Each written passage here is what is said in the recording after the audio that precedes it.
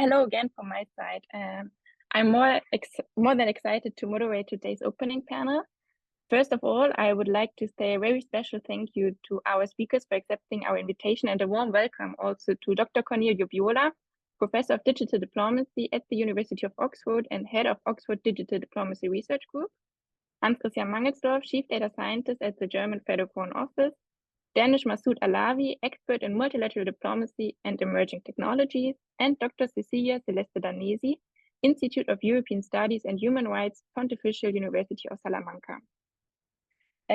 Danish, I'm not sure if you're with us. Please give us a sign, but I will start already now. I think all the other speakers are already here. So today, we will explore how AI is changing foreign policy, bringing new opportunities and challenges. We will look at how AI helps in making policies, improving strategic decisions, and dealing with new security threats. We will also talk about the ethical concerns and the importance of global cooperation in managing AI roles in world affairs. Finally, we will see how algorithms are not just something we talk about, but a key tool in shaping the future of international relations. For the audience, again, please feel free to post your questions in the chat and also continue introducing yourself. To start the discussion, I would like to open the floor to our first speaker, Dr. Cornelio Viola, who is a professor of digital diplomacy at the University of Oxford and leads the Oxford Digital Diplomacy Research Group. His research examines the impact of digital technology on diplomacy with a focus on public diplomacy, international negotiations, and countering digital propaganda. Recently, he has explored how AI can reshape diplomacy, including negotiations, crisis management, and decision-making, while also addressing ethical concerns and risk of algorithmic bias. Dear Cornelio, we are curious to hear from you because in your research on digital diplomacy, we want to hear from you, how do you see AI transforming traditional diplomatic practices, such as negotiations or public diplomacy? Dear Cornelio, the floor is yours. Thank you very much, Gunda. Thank you very much, Branka, for organizing this event and for inviting me to speak to this. And indeed, we started working on digital diplomacy some time ago, but now AI has become the main focus. So returning to your question, I think the key issue here when we talk about how AI is going to transform diplomacy and how it's going to affect the work of Ministry of Foreign Affairs, we have to understand, one important aspect, and that has to do with what kind of disruption. We go back to the concept of disruption. What kind of disruption AI poses for diplomacy and the Ministry of Foreign Affairs? And I think the concept of disruption, this is what my research is focusing around now, is try to understand how to think about this. What disruption means, what will be the benchmarks to use in order to understand how AI can affect.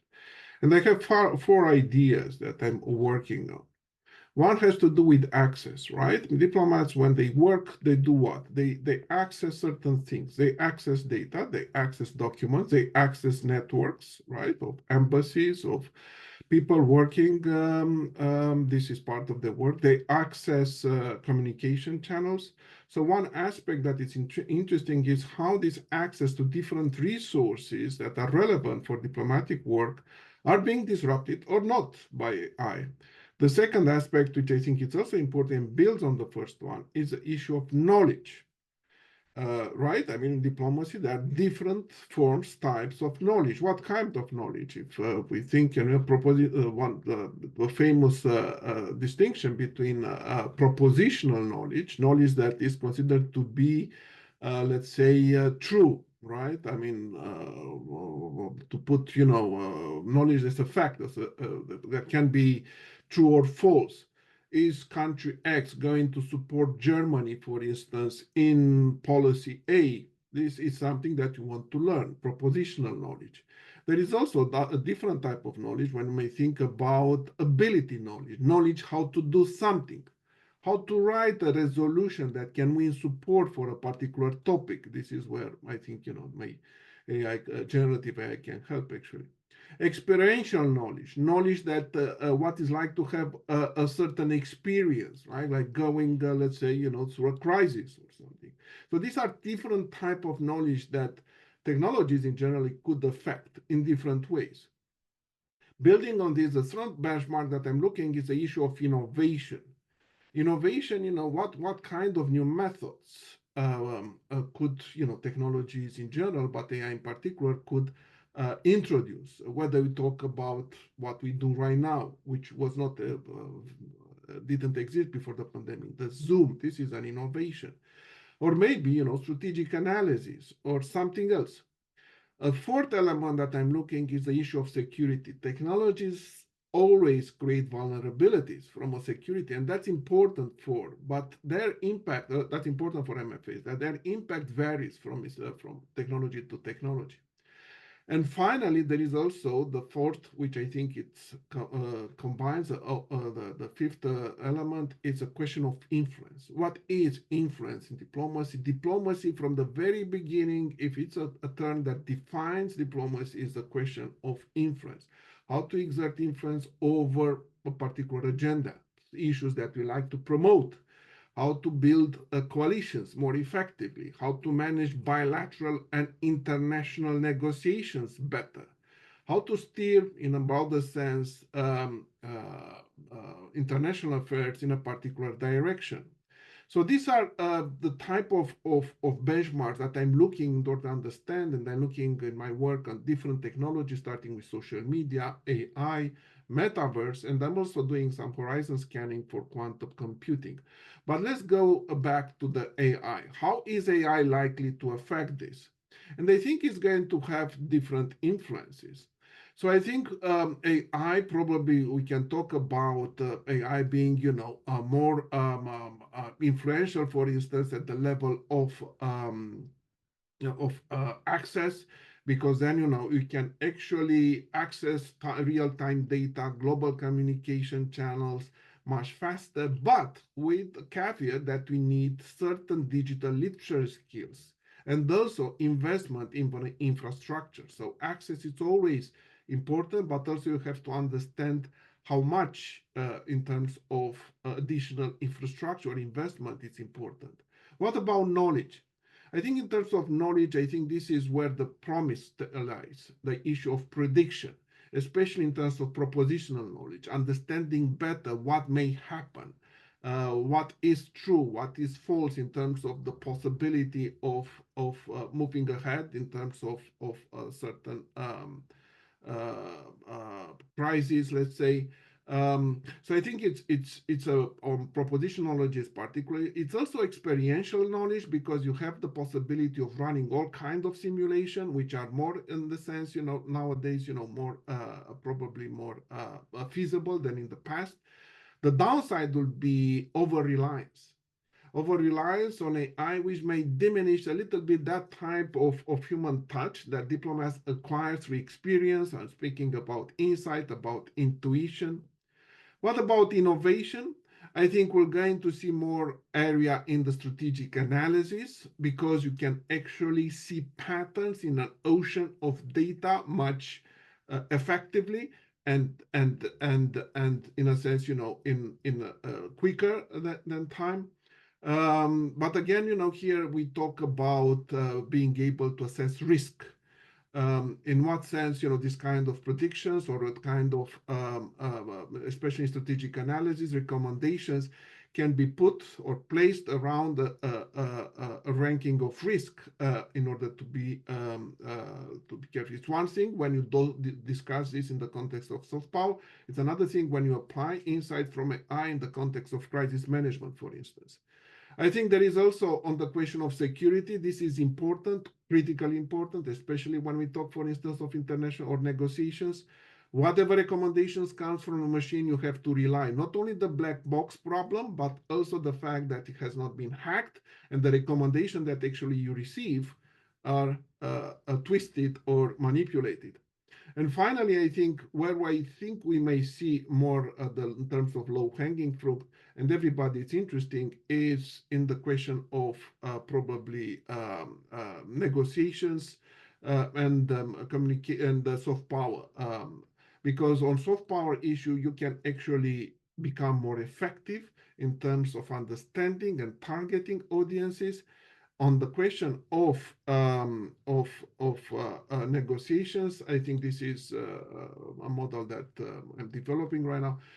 in which you basically are able to apply more nuanced understanding to a vast ocean of data to detect more accurately ways in which coalitions or consensus can be built around certain positions. So what I'm saying with this, just to conclude, is that when we think about disruption, we have to be more precise. How it's going to impact is different comparing social media, comparing AI, comparing metaverse. Where I think AI, comparing with all the other technologies, I think has the strongest potential at the moment to be more disruptive than social media, more disruptive than the metaverse. I'm not going to say much about quantum computing because we are still, at the beginning. That could change a lot, but at the moment, I see the strongest potential for AI. I'm going to stop here. Thank you. Thank you very much for this excellent introduction and also for covering these different types of benchmarks that you mentioned. I think there's also a great transition now to our second speaker because he has insights. How is it looking in the Ministry of Foreign Affairs? So how do we actually deal with it? What is the Ministry of Foreign Affairs doing regarding AI, regarding innovation, regarding soft power, influence? So I'm more than happy to announce our second speaker, Hans-Christian Mangelsdorf. Hans-Christian Mangelsdorf has been the Chief Data Scientist of the Federal Foreign Office since 2021, and in this role leads the AI and Data Lab of the German Federal Foreign Office. He's also responsible for managing PLAN. PLAN stands for Platform Analysis and Information System, and is the basic technological and architectural structure for AI and data applications. Dear Hans-Christian, we would be very interested in hearing from you how AI is currently influencing your work at the German Federal Foreign Office. And maybe also you could provide us with some project that you're currently working on in the German FFO. Over to you, Hans-Christian. Thank you, Gunda, and good morning, everybody. It's a great pleasure to be with you today here for the first edition of the Foreign Policy and AI Forum. I think that's really a landmark and very much in line with what John Wiles said this morning in the opening speech or in his opening remarks. I'm really glad that we have today this opportunity to tackle artificial intelligence from quite a number of different angles. Now, picking up on your question, Gunda, and very much in line with what Professor Biola just said, let me structure my intervention in the following way. First of all, I wanted to raise everybody's awareness what actually diplomacy really means. I mean, if we have a clear understanding how diplomacy works, then I think it's very straightforward to make a case for using artificial intelligence or for not using artificial intelligence in certain cases. So diplomacy, and this is something I have learned in multilateral negotiations, but also in bilateral negotiations, is all about, well, call it a combination of creativity, trust, and compromise, right? I mean, in the end, diplomacy means countries, nations, groups talking with each other, trying to find a solution for a specific problem and working in a transformative way, solving global issues, solving global problems, or an immediate threat or an immediate challenge that is potentially dangerous for populations and nations. So this is all about diplomacy. Now you could wonder, how could actually diplomacy ever function without proper digitalization, without proper data and AI? And quite astonishingly, it works, because the first element really kicks in, and this is the creativity of those people that are diplomats, that are trying to find ways to come to compromise in a way. Now, turning to artificial intelligence, and I simply wanted to pick three elements that also Professor Biola already introduced. The first one is the more practical support that artificial intelligence offers. I think, and we see that in the ministry already, is that artificial intelligence can really help us to become more efficient, to improve the quality of information, to improve the quality of a certain process. And this is done using tools like machine translation, information retrieval, the combination of information to really gain insight, also elements like crisis early warning or predictive efforts. So all sorts of tools that would help a typical diplomat to come to a better solution. Now, a second point is really the combination of information. I think it's not a big secret that like many large organizations, also Ministry of Foreign Affairs or public administration in general, is facing this challenge of having information in silos, of not having the reporting from your embassies abroad with necessary socioeconomic data, not really having all the information that you need from colleagues, let's say from a different ministry, and having an assessment of a situation that is coming from, let's say, civil society, which we quite frequently use. So this problem of combining in a very meaningful way and then retrieving useful information is something where artificial intelligence will certainly help us, and that could take the form of a chatbot system that we augment with our own data. That could be summarization tools, etc., etc. Now, the third one is really focusing on the creative use of artificial intelligence. I'm hesitating a little bit, to put it really like the creative use, right?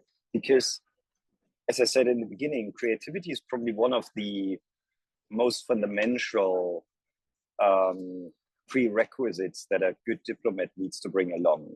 So using artificial intelligence to replace that creativity, I think that's not going to happen, but using artificial intelligence to assist colleagues to remain creative or to become more creative, that's something that we are seeing, and that again could be a chatbot being used to do a bit of brainstorming. That could be a chatbot with a fine-tuned model to really come with a few new ideas in a situation that seems overly complicated. So focusing on these three elements: practical support ranging from machine translation to information retrieval, the combination of information, and the creativity support function. I think this is all something that we will see also in our Ministry of Foreign Affairs, but that's also things that we are currently working on as a data innovation lab, for instance. However, there are probably two caveats to that. The first caveat is really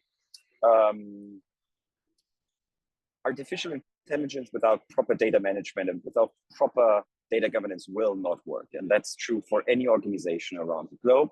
So while artificial intelligence will certainly help us to work in a transformative way, the basic thing that we are doing and that continuously needs to be done is to work on our information systems, to work on our data foundation in a way. This is one thing. And then the second one, and this is again quite important for every organization, is artificial intelligence being accepted? And again, here I wanted to take what Professor Biola just said. You have to make people aware of what artificial intelligence is, what it cannot do, what it can do. And that's why data literacy is quite important for us. So Gunnar, I'll stop here for a second and obviously happy to elaborate further on these elements. Thanks so much, Hans-Christian, for these insights into the German Federal Foreign Office and also for explaining what different approaches you are taking, potential use cases, but also the creativity aspect I like a lot. I would like to have a look now into the multilateral system, and we have a guest from the multilateral system, Danish Masood Alabi, who is a technologist, peace and security analyst within the multilateral system and artist with over 20 years of experience. His current focus is on exploring an AI alignment framework to integrate global jurisprudence and ethics into a format machines can interpret. Previously, he has been prototyping AI and NLP for UN peacekeeping and using new tech in conflict use cases. Dear Danish, could you maybe briefly provide us an overview of some recent initiatives where AI has been utilized as a tool within the United Nations or the broader multilateral system? Over to you, Danish. Thank you so much, Gunda, and thank you to the organizers for inviting me. And my apologies that I initially messed up British versus European time. I thought the panel was on at 9:40 British time. Foremost, what I'd like to point to, of course, is the use of AI that had already begun a few years ago in the predictive modeling space, where we were looking at multidimensional data in different contexts and trying to come up with models to see how different parameters related to each other and what kind of predictive modeling we could do around that. Even that work initially was, I would say, was rudimentary in the beginning and was advancing. And here I'm talking about, let's say, even 5-10 years ago. However, starting in roughly 2017, we, inside the Department of Political and Peacebuilding Affairs, started working on the so-called low resource problem of natural language processing. And we made some initial investments there. Now, for those of you who are not familiar, the low resource problem of natural language processing refers to building resources that help computers understand a language in languages and dialects for which there aren't a lot of written resources. We did this because there was no commercial reason, no market reason for the big tech players to invest in those lesser spoken languages and dialects.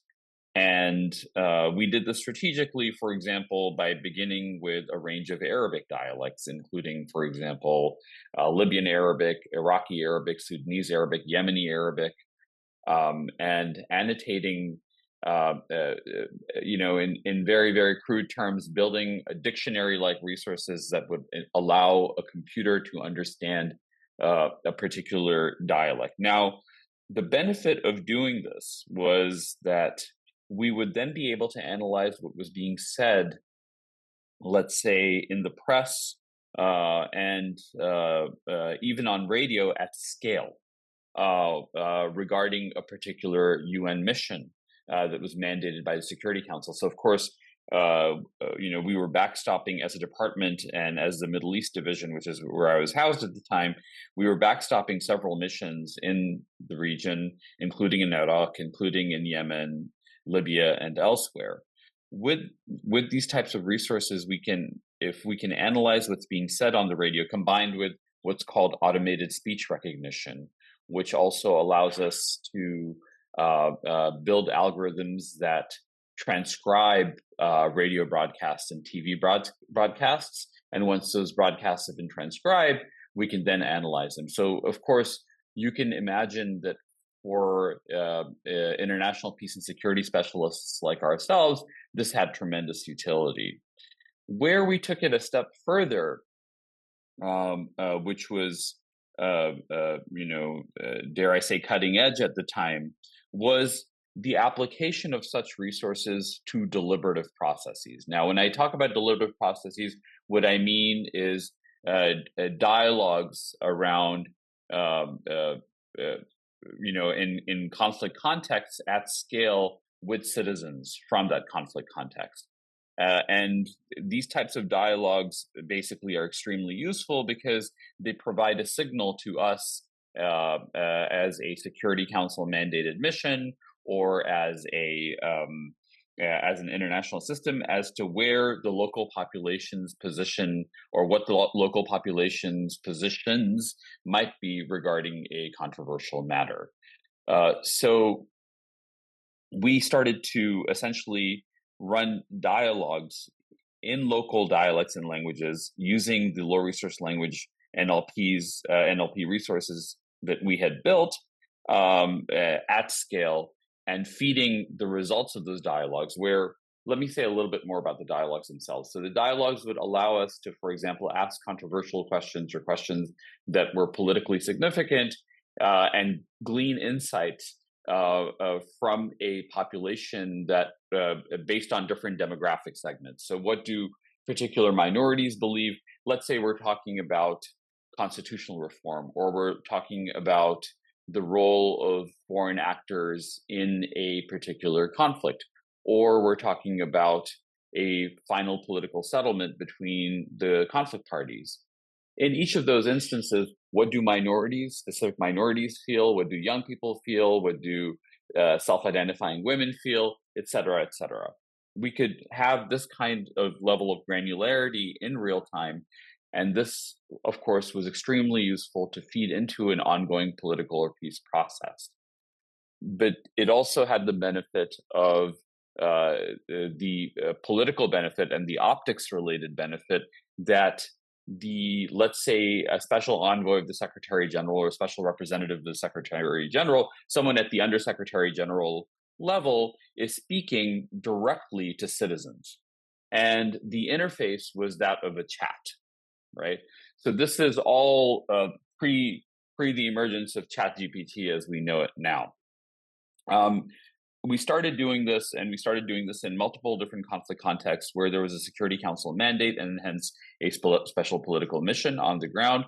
We started with Arabic dialects in particular, the ones that I mentioned earlier, and then we expanded to working in places like Bolivia, in Colombia, and in Haiti, and to support other political missions. Now, this was complex work because it also involved an ethnographic dimension, which was that, we had to work out a baseline understanding of the nature of the sample, i.e., what does a baseline sample look like in a particular country with people who work on polling. And in addition to that, we also had to work out internet access related issues, as in who has internet access, who doesn't have access, because internet penetration is not at the same level that it would be, for example, in a global north context. And in doing this type of work, we created a new paradigm when it comes to how the UN goes about engaging in political and peace processes, and how these types of large-scale dialogues with citizens in conflict contexts can potentially feed into a political process. This, in our view, also has the ancillary benefit of course, increasing legitimacy and potentially reducing the number of spoilers that might exist. Now, for the final section of my initial remarks here, what's interesting now is how this might advance with the advent of the generative AI models that we're seeing, and with the emergence of the kinds of base models that we can call upon.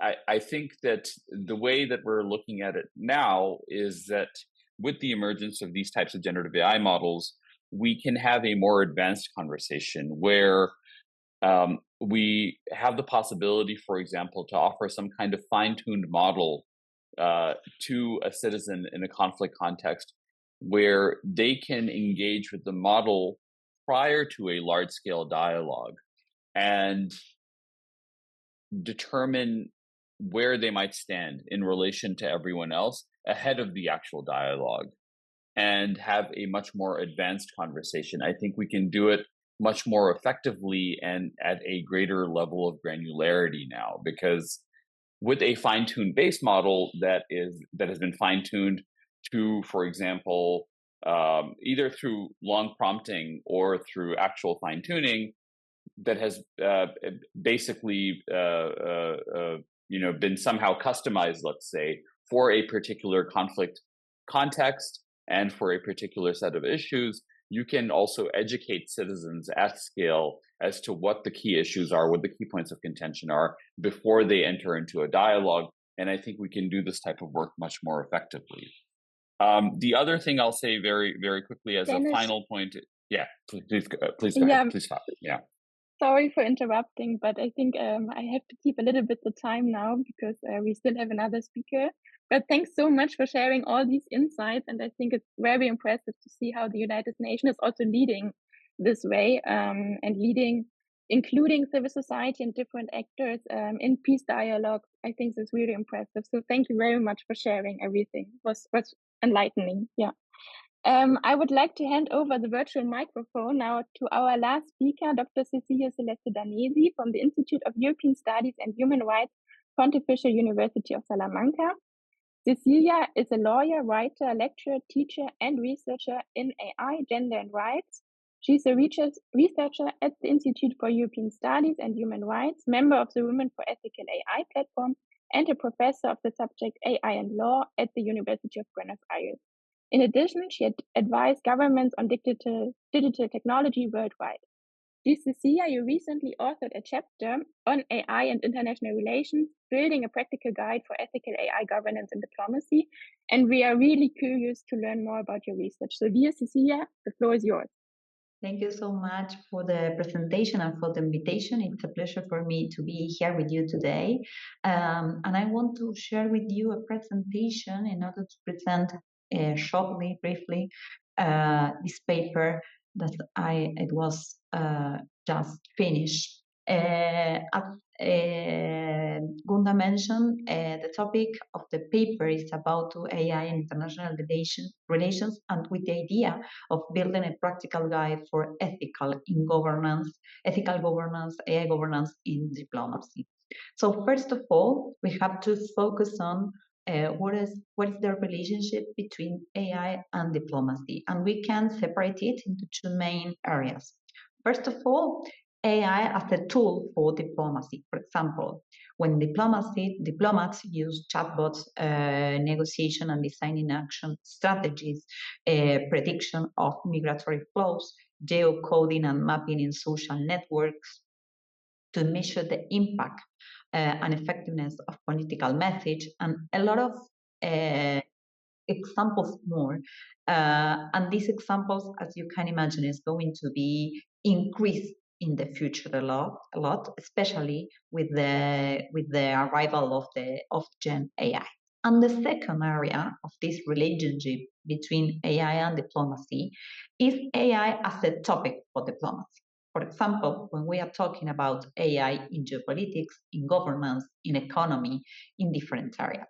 But what are the main critical areas where in this relationship between AI and diplomacy, I'm focusing in AI and as a topic for diplomacy, which are the critical areas that diplomats and international relations have to be aware of? First of all, and one clear example is lethal autonomous weapons. And just to have some short examples is the use of AI during the wars. And for example, today I want to share with you two examples of the use of AI by the Israeli government. One is Lavender. It's an artificial intelligence system that decides who to bomb in Gaza. It's based in information collected via visuals, mobile phones, social media, phone contacts, battlefield data, and photographs. It uses all the information. This information is going to be processed by an algorithm, and the outcome is going to predict where a place, who to bomb in an area. Another system is the gospel. It identifies the buildings and structure from which militants have to operate. What are the critical or the main point to analyze here? Well, first and traditionally, the international humanitarian laws. We know that it has principles that this kind of weapons are not respected. And finally, and another problems that diplomats have to take into account is that all of the regulations about AI are not working on this kind of uses. For example, the AI Act doesn't apply to military defense purpose AI system. This is one of the critical areas. Another one is disinformation. Disinformation is one of the main problems for international relations, for governments, and for example, for protect democracy. The Global Risk Report 2024 identifies misinformation and disinformation as several threats in the coming years, highlighting the potential rise of domestic propaganda and censorship. So this is another area that, as we can see, is extremely connected with rights like freedom of speech, right to information, among others. Finally, what is the challenge that we have as diplomats, as ministries, as governments? Make sure that AI is going to benefit humanity. And this is the compass that we have to reach, especially taking into account not just the risks that I mentioned before, but other that are general in AI, hallucination and algorithmic bias. Study by the Berkeley Center for Equity, it analyzed 133 AI systems across different industries and found that about 44% of them show gender bias and 25% exhibit both gender and racial bias. So this is the current situation. What can we do to improve AI system, and especially to guarantee that it's going to be an element to close gaps? And one key aspect and concept is the ethic governance of the AI, that we have to see it as a huge umbrella that is going to cover and to give us the protocol or the step to follow when we are talking about AI. And we are going to incorporate and use it and negotiate about it with an ethic governance. Later in another question or opportunity, I'm going to talk about this policy brief that we present in the G20. It's about auditing algorithm as a way to prevent algorithmic bias. But to conclude, I want to share about the paper that Gunda mentioned in my presentation. The paper concludes with a practical guide of AI ethic principles in diplomacy. And I want to share with you some insights of these ideas. First, we need a document for diplomats describing the main tasks of diplomats' work that are linked or impacted by the use of AI. This is going to constitute the introduction of the document and will reflect the state of the art of the relationship between AI and diplomacy. And we can easily imagine that this situation, the state of the art, is going to be different in any country. Second, identifying the red flag areas taking into account the AI ethic and human rights. Some of them I mentioned before, but there are a lot of. And these areas, these critical areas, or these red flags, are going to be different in the different contexts that we have. Then, principles of AI ethics in diplomacy. What we have to take into account? Well, first, application of the international law and its variants. It sounds obviously, but it's not, because we need to reinterpret the traditional human rights with the fourth industrial revolution challenges. And this is a new exercise that we have to do. Nowadays, we don't need a new regulation, or while we are waiting for this regulation, we have to comply with the current law. Then, international cooperation and collaboration focusing on AI, create awareness of AI risk and risk management, and this is going to include engaging with the public and stakeholder and promote implementation of mandatory algorithmic audits. This is the topic of the policy brief that I want to mention before.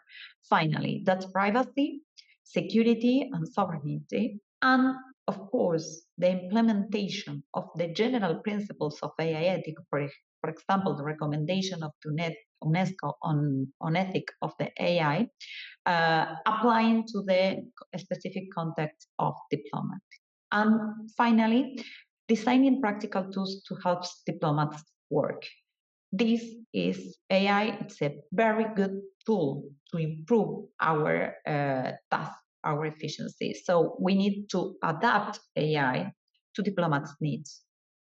And this has to do an analysis. This is not just to copy and paste. We need to do it constant. Thank you so much. Thank you very much, Lucia, for this great overview. Sorry, I seem to have a little bit problems with the sun here in this room. I wasn't counting on the sun in Berlin. But for the audience, please feel free to post your questions in the chat and also raise your hand. I see that that there is a chat starting about questions to Danish. Maybe you want to react directly, Danish, in the chat. Otherwise, or maybe Danish, you want to react? Do you see it? Sure. So, sorry, if you could point me to the question. I'm looking for it. 1 second. Or she could read it. Where is it? You said from Federico? Yeah, Dr. Federico von Praquet at 10:15. To be honest, I doubt that AI is helping here. It depends on who is integrating into the dialogue to find out what the conflict is about and who cares about what. And if nobody honestly put that into writing, even the best AI cannot see the clue. So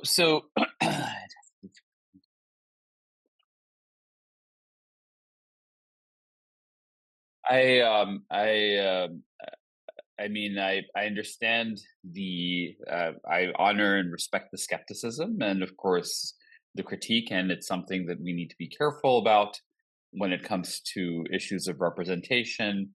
We need to be careful, for example, to make sure that the responses are weighted in such a way that represents the actual nature of the population that we're talking to, right? So, for example, if the population is 60% women, just entirely arbitrary, of course it wouldn't be this, but if the population is 60% women and 40% men, and that's what the baseline survey shows us, and in our actual real-time dialogue, it's 50-50. We need to weight the responses of the women differently. And I'm offering an overly simplistic example just to make the point that it has to reflect the nature of the population. There are different things we need to do in order to do that. The other thing we need to do is we need to run multiple iterations of the dialogue over time to see, one, how positions might be changing, or to also make sure that we get more coverage. In practice, having done this, I would humbly disagree with the premise that it is not helpful. Frankly, it helped us significantly, not just in terms of increasing the legitimacy of the political process, but offering us counterintuitive insights, including points of unexpected agreement and disagreement that we did not know about. Back to you. Thanks, Danish, for your reaction. I would like to put the discussion on a bit different angle and hand over to you, Cornelio, because I'm interested. How do you see the power changing in international relations due to AI? Like, are different actors also popping in? What's happening? Can you maybe elaborate on this a little bit? No, thank you very much for the question. And just to stay on time, I think there are two factors that affects what we're going to look for in terms of how AI could affect, the bigger picture of international relations. So one, we have to understand there are three models at the moment in which states and tech companies cooperate. So we have the American model. It remains to be seen after the elections. The American model stay the same. But the American model is when you have the government and the tech companies separate. They mind their own business. They don't join forces. And this is a good model because when you have two powerful forces, government and tech companies joining forces, the citizen is not in a good position. The second model is the Chinese model, which is exactly what I'm saying, when the government and the industry work hand in hand.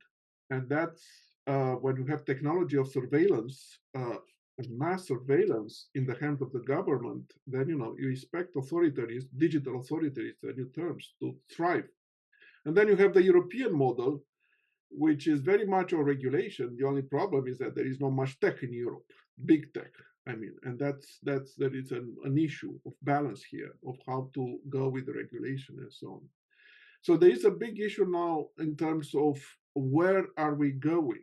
Is it tech and government working more like Chinese, and maybe because you've seen Musk, very courting, Donald Trump, to what extent they're going to see a transition American model in a different direction? And that raises a number of questions. The second point that I wanted to raise is the question of trust in technology. We are already seeing a backlash against technology. Think about the case of Australia introducing a number of control and legislation, Europe as well, in the case of Twitter, for good reasons, no question about. But we have to ask ourselves, 20 years ago, there was this kind of progressive understanding of technology that was going to lift us towards, better prosperity, better democracy, and so on. Remember Arab Spring. Arab Spring, it was about empowerment and all the authoritarian governments, going to the dustbin of history. Well, there is a lot of reservation nowadays. Where is it going in terms of technology? And there is a particular concept, it's called the Collins-Bridge dilemma, which a book from 1980s, but is still relevant, which applies very well to the question of technology. And the Collins-Bridge dilemma, this is a British philosopher who published a book in 1980s, speaks about the fact that in the early stages, when technology is in the development stage, it's most easy to regulate and influence. The problem is that at that stage, we don't know fully the potential risk. Once it starts to develop and the technology has matured and the effects are better understood, it becomes much, much harder to regulate. And technology has been already widely adopted. You see that with social media. At the beginning, we all trusted social media. And then we saw the toxic part of it, the dark side, the disinformation, the fake news, the weaponization. The whole is much more difficult now to intervene. And I think we are here in the same stage with AI, which has a bigger disruptive potential. We don't fully understand all the negative implications. This is the moment to intervene. But if we intervene, you kill the innovation. So it's a very fine balance here that we have to understand. And finally, the third point, we are talking about great powers competition.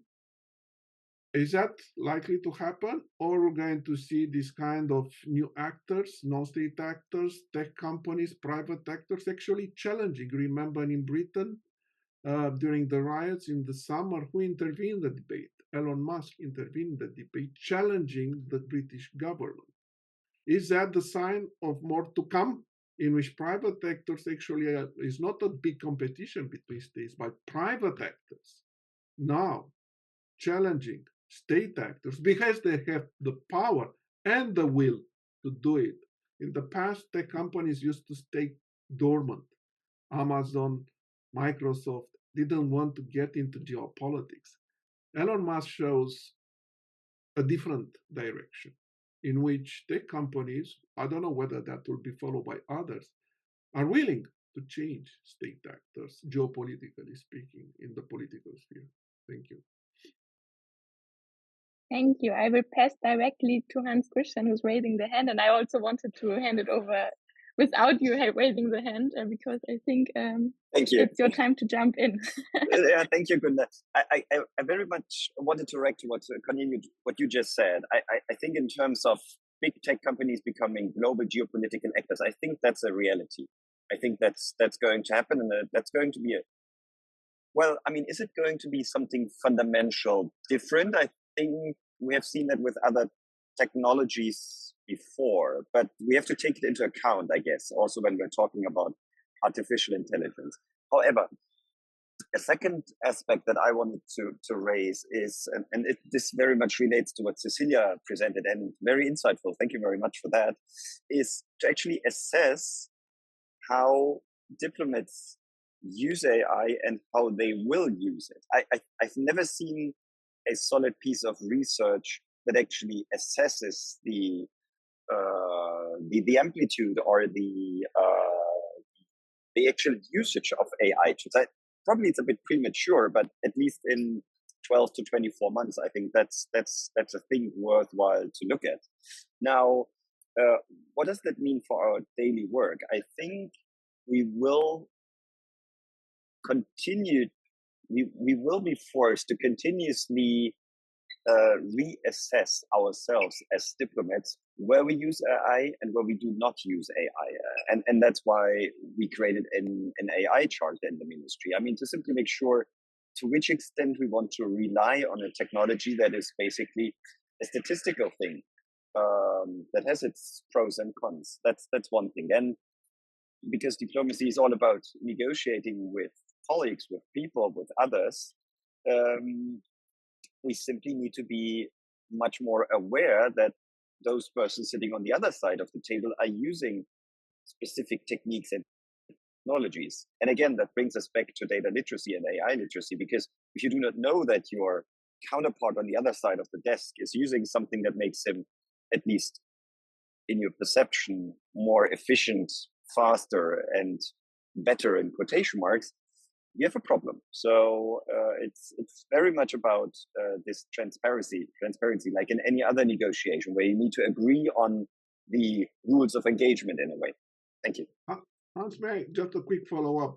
In what areas you decided not to use AI in diplomacy? Just curious, and why so?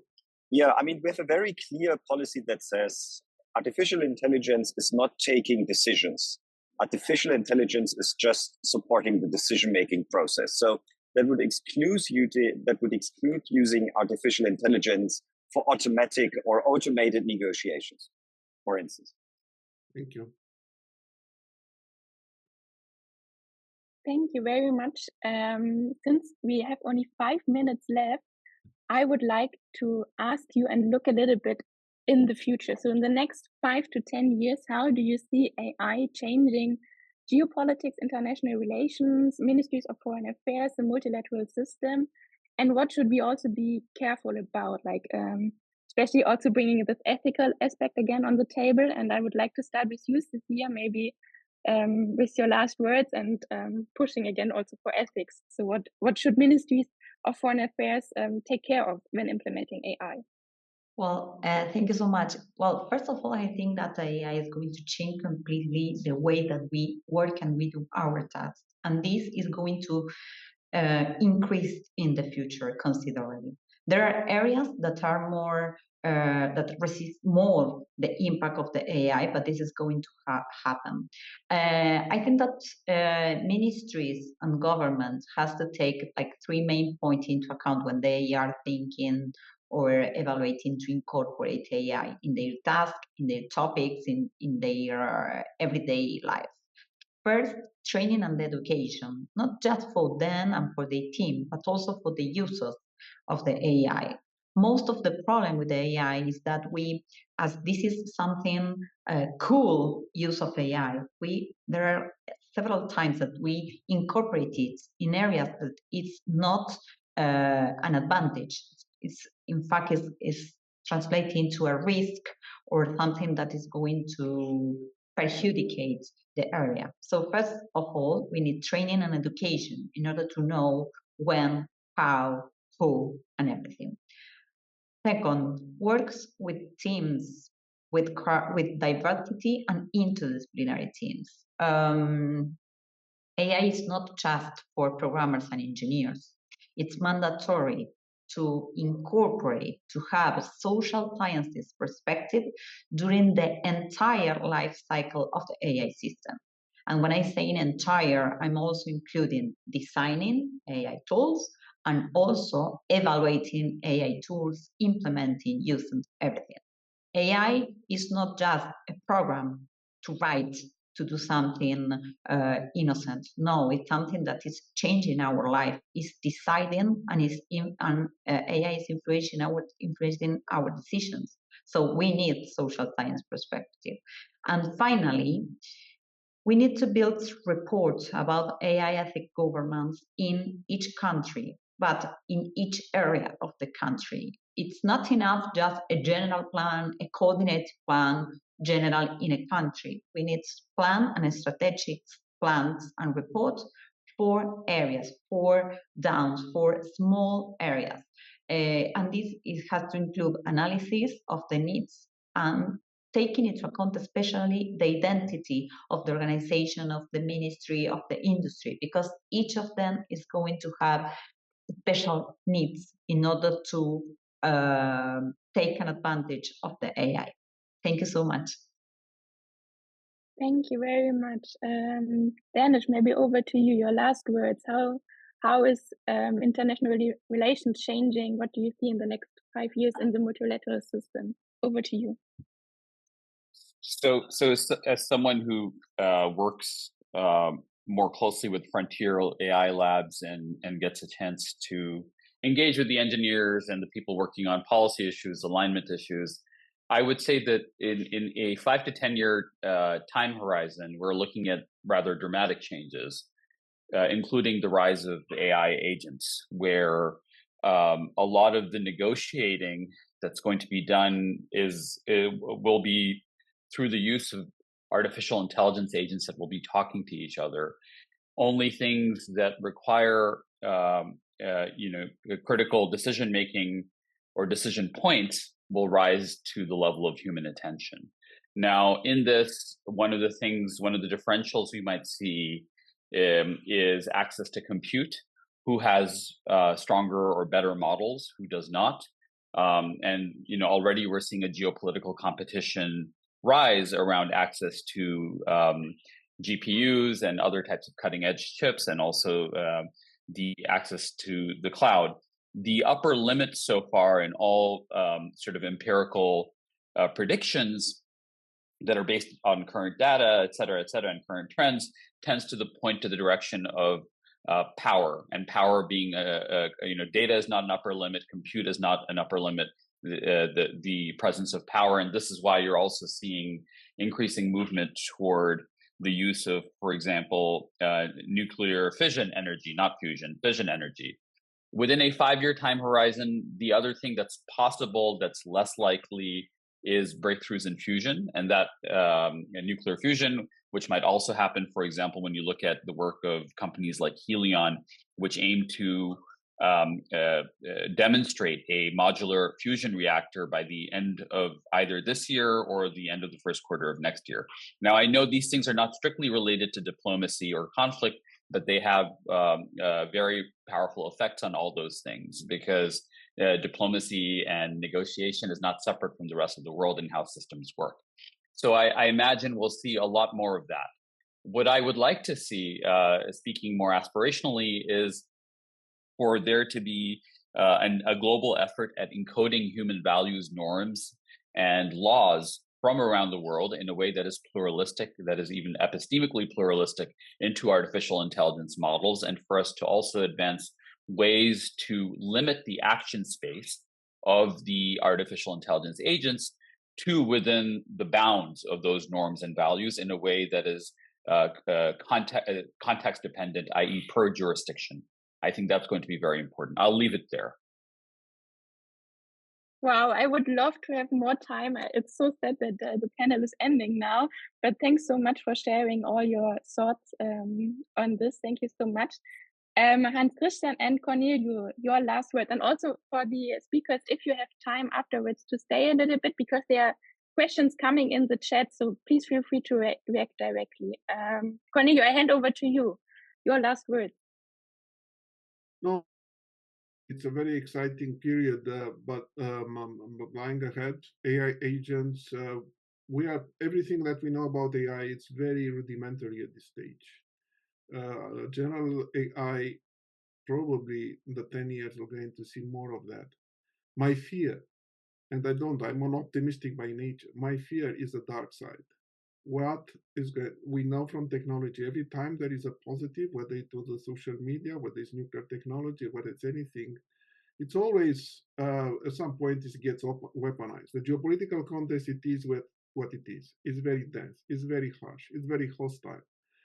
So we need to keep an eye on the dark side as well, and that means you have to understand the consequences. I like the example that Danish brought with nuclear fusion. Why is that important? Because AI needs energy. Google is investing in nuclear plants. Imagine that. right? Because it needs a lot of energy to power its machines and so on. So there are interesting connections that we need to follow, and that's I think it's the exciting part. Diplomacy gets more complicated, not less, with the rise of AI. Thank you. Thank you so much, Hans Christian. Over to you. Yeah, maybe some positive words at the end. Of course, I'm always an optimistic person. I mean, artificial intelligence is not going to go away, full stop. And we are going to use it in one way or the other. And there was a question in the chat how we are using it currently. Translation, chatbots, using chatbots to explore our internal knowledge base, etc. So that could be something that we are currently using. I agree with Cornelio that artificial intelligence is another layer in international negotiations. It's a topic that we need to keep in mind, and we are keeping it in mind. We are regulating it. We are dealing with it, like with many other technologies before. But at the same time, it is a tool. Now, also for diplomacy, it's not going to be the end of diplomacy, right? I mean, colleagues 40 or 50 years ago, with the introduction of the personal computer, might have been completely lost. Okay, how are we going to use these new opportunities? Well, although personal computer came gradually, but it's a disruptive moment. So let's, as I said, let's make sure that we keep it on the radar screen and see the upsides and the downsides. But let's not shy away from using it and making its use transparent in a way. I mean, Danish said it, it's being made transparent when it is being used. Cecilia also argued for transparency, for mapping out where we use it. And I think that's the right way ahead. I mean, why should we as humans, people, diplomats shy away from using a technology that can be helpful and will also be helpful?